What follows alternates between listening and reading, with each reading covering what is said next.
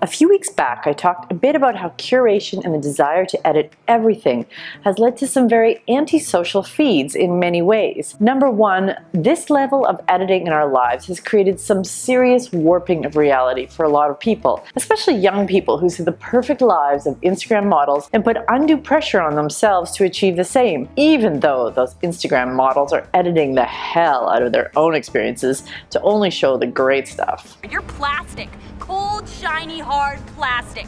And number two, all of this has led to a seriously unfun and unsocial lack of being human on social media. I myself miss the very real, very messy lives of my friends and colleagues. I miss drunk tweets and regrettable late night rants, both by my friends and my own. People call these things imperfections, but they're not. Oh, that's the good stuff. But then who is to blame for this watering down of social content, and how do we get our mojo back? I've lost my mojo! In this week's video, I'm going to point some fingers and then lay down a plan to get our social mojo back. And well, save humanity. Well, good luck with that. My name is Tara, and this is Truly Social.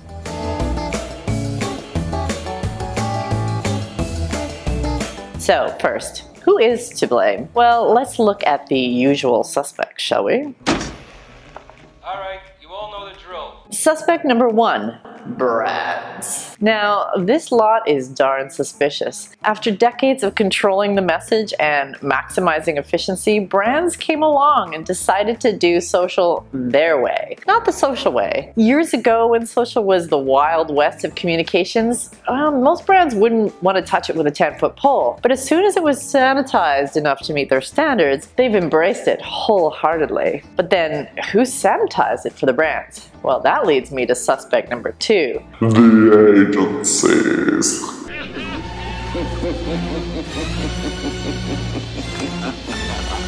There is nothing sadder to me than watching agencies jump when clients tell them to. Don't get me wrong, I love my clients and it's my job to help them be successful, which is why I tell them no all of the time. Now, I'm not trying to be difficult, but if you hire me for my expertise, that's what I'm going to give you. I'm not going to tell you what you want to hear. I'm not going to tell you what's safe. So when brands say, we want to do social, but it needs to be a little bit more in our control, guess what agencies did? They went and created ways to help brands feel more in control, instead of telling them that that wasn't the way to do social. This is why we can't have nice things. And now we have watered down social. But the worst part is that the customers themselves have become suspect number three. What? What do you mean? How? Well, thanks to the birth of personal branding and the growth of the influencer market, we have become accomplices in our own demise. We all contribute to it, whether we're posting the flawless images or liking them. I'm sorry. Okay, so then the culprit is everyone. We're all editing and performing perfection. So then what? How do we fix it? Now, sure, we could just stop editing. We could start posting our entire human frailty, but who will be first? And lots of people have tried this too, and nothing changed. I mentioned Asana O'Neill, the Australian Instagram model who spoke out against the pressure to be perfect online. She was celebrated, but the very next day, we all forgot Asana, and hundreds of girls like Asana took her place. I knew it. I'm surrounded by assholes. Personally, I think the answer lies with the platforms themselves. Now, I didn't mention them as culprits, but they are part of the problem too. And in my opinion, they created the monster that is antisocial social today. How? Well, they created this notion of popularity through followers, subscribes, likes, and share numbers. They made it a competition. If you really want to be popular, consider two little words. Sex tape.